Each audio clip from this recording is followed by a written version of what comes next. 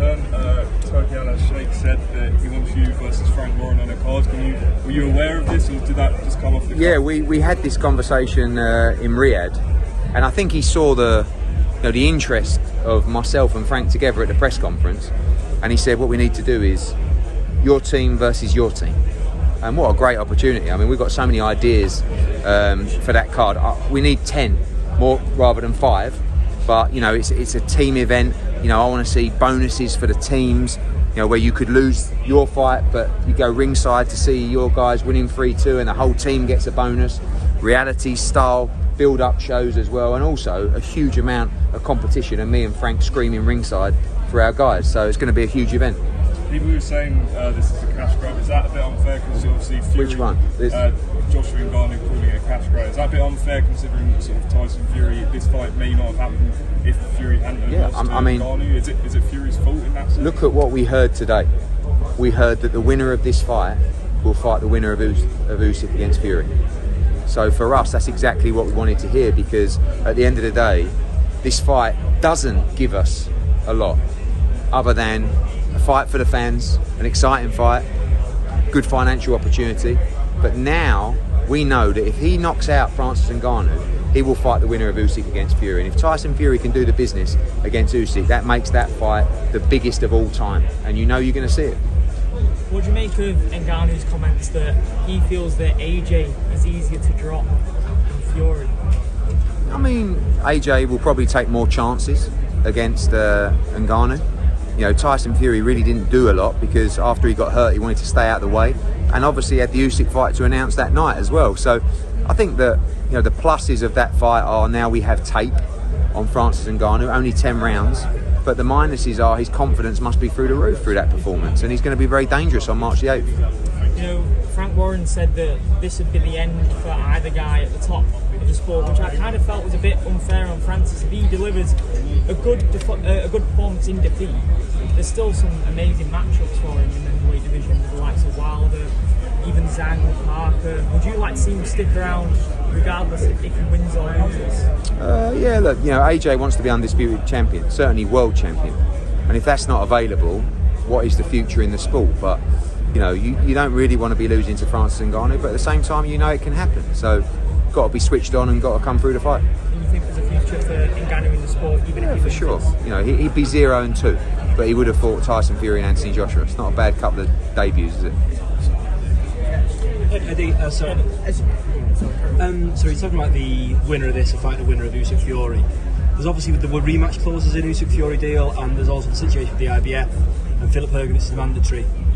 Where does that all stand now, or is it just a case that this idea of the winner of this fighting the winner of that trumps everything? Bet against him. I wouldn't. If he wants it, it'll happen. And obviously there's all these exciting fights happening in Saudi, but Anthony Joshua's filled stadiums in this country. He's on a path now where, say, looks for undisputed in Saudi later this year. Might he have fought in the UK for the last time? Possibly, yeah, possibly. I mean, all we want is for him to become world champion again, but the dream of being undisputed is now, like I said to him just before the head-to-head, wow, you're 2 fights away from being undisputed world heavyweight champion.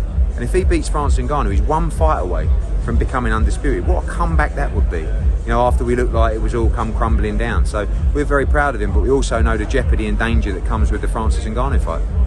Eddie, do you think AJ's kind of activity going into this fight would be a key advantage? Yeah, I think that, sometimes is it one too many within the period, or sometimes you're just in the flow. I mean, this is going to be his 4th fight in 11 months. It's quite incredible, and I think there's a lot to be said about returning back to the gym. Sometimes you need the break. Hopefully that's not now, but certainly he's in the groove. Obviously, His Excellency mentioned kind of a Queen GB match of 5v5. Is there any fights that kind of spring to mind? Oh mate, so many. I mean, at the top end, you've got Fury against AJ. I'm not saying that would be on that card, but that's an example. You've got other tremendous fights like, Callum Smith against Yard. You've got, I wouldn't say smaller fights, but you've got fights like Shabazz Massoud against Liam Davis. Love that fight. Nathaniel Collins against Hopi Price. That's been ordered by the British Boxing Board of Control. You've got fights. You've got Nick Ball fighting for the featherweight world championship. We've got Raymond Ford fighting for the featherweight world championship. They could unify on a card like that. You know, in female boxing, you've got Sky Nicholson against Raven Chapman for the world title. Like, there's literally like a dozen fights you could do. And I love the idea, as I said earlier, about, you know, that team event where there's a win bonus for the team. You know, probably a side bet between me and Frank as well. But like a win bonus between the team where you're all part of the team. If you lose your fight, you can come out and support the other team. You know, you're still going to be part of this bonus. And, you know, we're all about delivering opportunities for our fighters. And people keep talking about fights in Britain and all that. Like, the opportunities that these guys are getting in Saudi Arabia is incredible. And if, you know, to be part of that team in that team event would be an incredible night. But like I said, probably need 10 rather than 5. But so many matchups to make. You know, I'll pass it over to the fans on social media and say, tell us the matchups you want. Matchroom v Queensbury.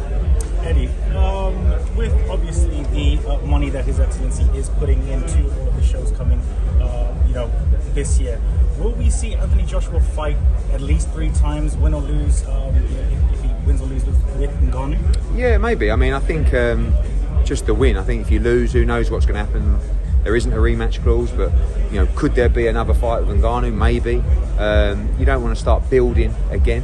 But really the plan is to probably box 3 times this year, but just get through March the 8th first. And are we likely to see AJ fight in Saudi Arabia for the foreseeable future? I think certainly for this fight and the undisputed fight, yes. Hi Eddie, it's Marsha for iBoxing Hub. Is this going to be easy work for AJ? I don't think anything's easy against someone who's got the sort of strength and resilience of Francis Ngannou. I think technically on paper it should be, but you know Ngannou's going to find a way to be a danger in the fight. AJ's got to stay disciplined. Both huge punchers. I mean, you saw the size of both of them. It's a dangerous fight, but one I believe he's going to win. Yeah, absolutely. And AJ's obviously got 10 years professional boxing behind him. What would Ngannou need to bring in order to even be any kind of threat to him? It's the heavyweight division. So it's the only division where someone with limited experience can come in and win. And you saw that against Tyson Fury. And I would never have said that someone was capable of doing that. He did it. And he's got the same kind of threat and danger to Anthony Joshua, but he's got to use his experience and his skill to overcome it. Thank you so much. Eddie Rico here for No Smoke Sport. Just going on to the co-main event, you know, we do have Joseph Parker versus Zhilei Zhang. Zhilei Zhang has been on a tremendous form. Obviously, Parker coming through with Deontay Wilder there in that victory. Can you give us a winner? Keys to victory. It's a great fight. You know, I think Joseph Parker's the favourite in that fight. Yes. You know, I think that a lot of people are taking the victories over Joe Joyce from Zhang, and probably the performance against Hrgovic as, you know, putting this guy on the pedestal. He is a great fighter, but I think if Joe uses his movement like he did in the Wilder fight, I believe he's the favourite in that fight. Eddie, pictures on social media of you and Frank did a sort of face sit down with Steve Bunce and Ade. Can you give us an idea of how that went? Just talking about Saudi, talking about our thoughts on the business, talking about our stable. It was really good. You know, like, I feel like it feels like something that should have happened a long time ago, but at least we got there, and the future is very bright. Just away from this, Taylor Catchall 2, is there any update on date and venue? Yeah, I've said before, you know, we want to bring some big fights to the UK and Ireland as well, and, you know, for us, Taylor against Catchall, Katie Taylor against Chantel Cameron 3, and Wood Warrington are 3 fights that I think it's important to try and make. Last time challenged Fury to a rematch in MMA in the PFL. Do you think if he challenged AJ to a rematch in MMA, would he be up for it, and would you be open with Francis Ngannou? Yeah. Absolutely never, ever, ever. No chance. I mean, no. And as if Tyson Fury is going to get in a cage with Francis Ngannou. I mean, you know. What do you think his thought process is of him saying, yeah, he'd be up for it? Because he said he's up for it, because it's got you talking. That's why. Eddie, just going back to last weekend, you obviously saw Bitavia close up against your man Callum Smith. Turkey Al Sheikh says that's going to happen now against Dimitri Bivol, also one of your fighters, in June. So having seen Bitavia close up this weekend, we know how good Bivol is. How do you see that one panning out? Yeah, he's a serious dude. I mean, it's a 50-50 fight, you know. Obviously, we back Dimitri in that fight. We've already done our deal with His Excellency for that fight. We've signed. So it's now over to Beterbiev and for His Excellency to put the date together. And again, you know, another example of one of the biggest fights in boxing delivered in Saudi Arabia. What's next for Callum, by the way? Because obviously that's So this point setback, we talked about how key activity's been for Anthony Joshua. Callum's obviously not been very active at all, so is it the case of I think he was very down after the fight because he wanted to be the best light heavyweight in the world. And he showed he wasn't, and I think if he's not the best light heavyweight in the world, what does he want to achieve?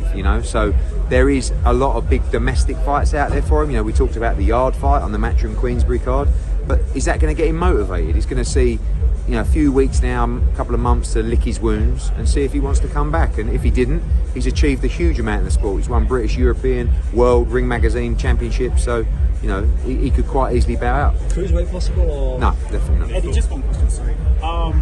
Will we likely see Jai Opetaia versus Bradis Yes. On the Queensbury v Matchroom card? Yes, I believe there'll be an official announcement soon, but you can get excited about that one. It's going to be a tremendous fight. Any thoughts on Belly's tweet about Serbia? Yeah, I think Tony's a very emotional guy. He wanted Callum Smith to win. I got a lot of criticism myself about comments, and when I said about it's like he's not human, I'm not talking about through taking performance enhancing drugs. I'm saying this guy fights like he is not human. He was not breathing in that fight. Like when people say he's not getting better, he's always been like that. He's 39 years old, and you've got a 39-year-old who's got elevated levels of HGH and testosterone. This guy's not normal. And I'm not saying that he cheated. We just wanted answers from VADA. So I'm sure he's clean. It wasn't an adverse finding. I don't know what else you want me to say. But in terms of his performance, when I say he's not human, a guy that is not breathing, a guy that cannot be hurt, a guy that continues to walk you down and throw punches that just beat you up, is a very tough challenge, and he's an outstanding fighter. Were you satisfied with the answers you got from VADA? No, we didn't get any answers from VADA. They said they tested more after. No, but they didn't test more. They just continued to test. So what they should have done was do more tests on that sample to give us the reasons why. He had obviously the elevated levels, and then 4 days later they were back normal again. I don't know, is that a good thing or a bad thing? I'm not a scientist, but if any promoter or person who represented a fighter didn't ask those questions, they'd be mad. It's not an accusation to Artabetabev, it's just to understand why that would happen. Are you working with VADA? Obviously, Opetaia has been tested, I'm assuming, after that fight. Are you still working with them to get more information on the spike? No, I'm going to write to them and ask again. But look, they're an outstanding agency. I think we're their biggest client. The question that I would pose is, from those elevated levels, can you categorically confirm that occurred naturally and not through ingestion of performance enhancing substances? Yes or no? Answer me that question. That's it. Any close to signing Boots Ennis? No, we're in chats with Boots Ennis, as everybody is. He's a tremendous fighter. I think he's going to be in a great position at £147. We're talking to 5 or 6 big names at the moment about bringing him to the team, but we shall see. As you talk sports here, when we saw Fury's performance against Ngannou, how much of that do you think is Fury performing badly and Ngannou being a lot better and possibly a top heavyweight contender?